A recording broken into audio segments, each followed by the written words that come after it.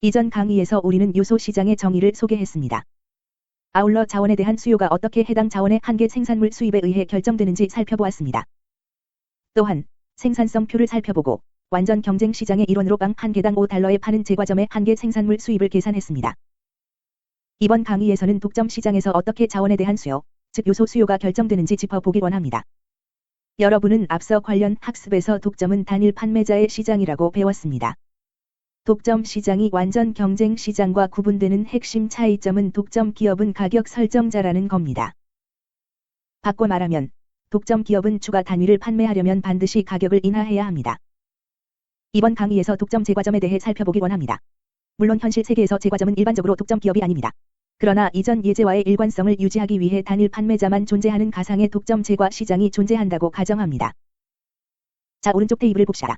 자, 독점 시장의 한계 생산물 수입은 완전 경쟁 시장의 한계 생산물 수입과는 차이가 있음을 확인할 수 있습니다. 그렇죠.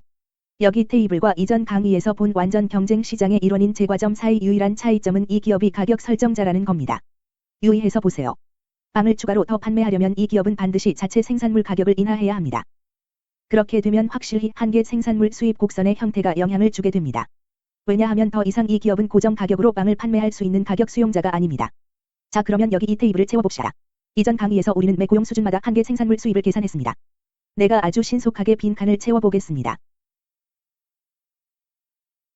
역시나 한계 수확 체감으로 인해 추가 노동자에게 귀속시킬 수 있는 산출량은 고용이 늘면서 감소합니다. 그 점이 어떻게 한계 생산물 수입에 영향을 미칠까요?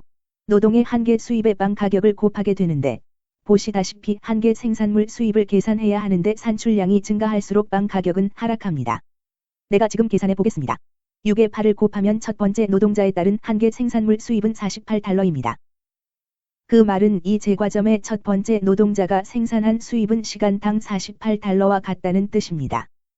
두 번째 노동자는 35이고 계속해서 신속하게 여러분을 대신해서 계산하겠습니다.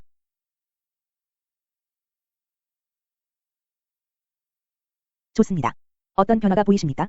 고용이 늘어나면서 한계 수입이 하락합니다. 이는 마치 완전 경쟁 기업일 경우와 비슷합니다. 그러나 수입의 감소 속도가 빨라집니다. 자, 독점 판매자의 한계 생산물 수입을 지금 점으로 표시해서 그걸 완전 경쟁 판매자의 한계 생산물 수입과 비교해 보겠습니다. 이전 강의 내용이 그대로 남아 있습니다. 우리는 두 개를 비교해서 결론을 도출할 수 있습니다. 우선 보시다시피 나는 수직축 상위 값을 변경해야 합니다. 왜냐하면 첫 번째 노동자에 따른 한계 생산물 수입이 훨씬 높은 수입이기 때문입니다. 실제로 나는 여기서 수직축의 기장을 좀 더 늘려야 합니다. 이제 나는 한계 생산물 수입을 표시할 수 있습니다. 첫 번째 고용 노동자는 이 기업의 총 수입에 48달러를 기여했습니다. 여기 보시다시피 노동량은 1이고 한계 생산물 수입은 48입니다. 수치가 훨씬 높죠. 이 기업은 첫 번째 고용인에게 완전 경쟁 판매자가 지급할 수 있는 것보다 더 많은 임금을 지불할 용의가 있습니다. 왜냐하면 가격 설정 권한이 있으니까 첫 번째 노동자가 생산한 1년의 빵에 대해 높은 가격을 청구할 수 있기 때문입니다.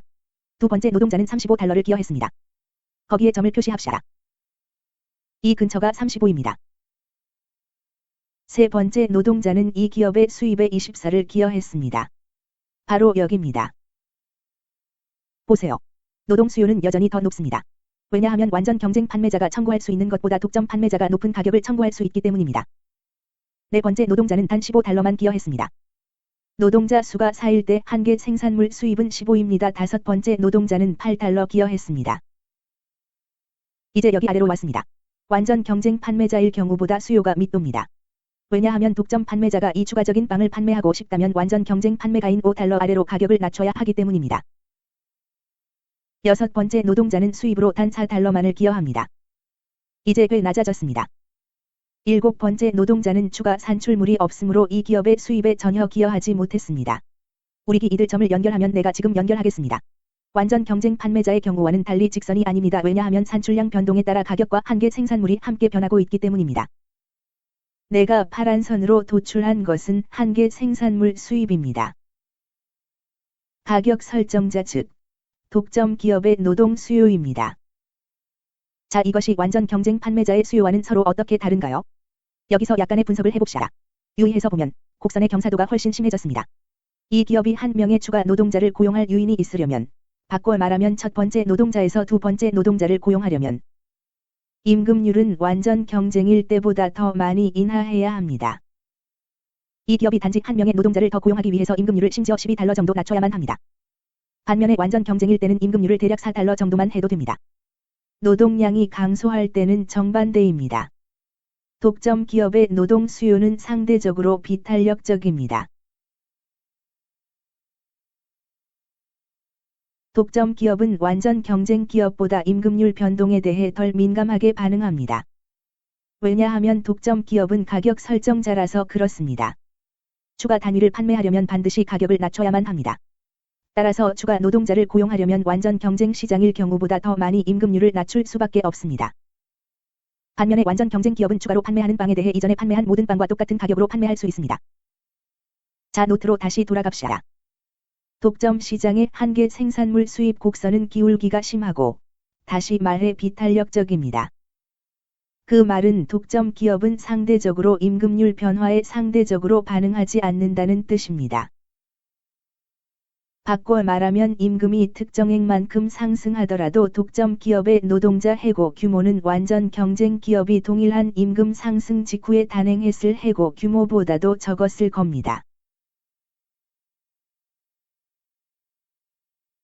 반면에 임금이 특정액만큼 하락한다면 독점 기업의 노동자 고용 규모는 완전 경쟁 기업이 동일한 임금 하락 직후에 단행했을 규모보다 적었을 겁니다.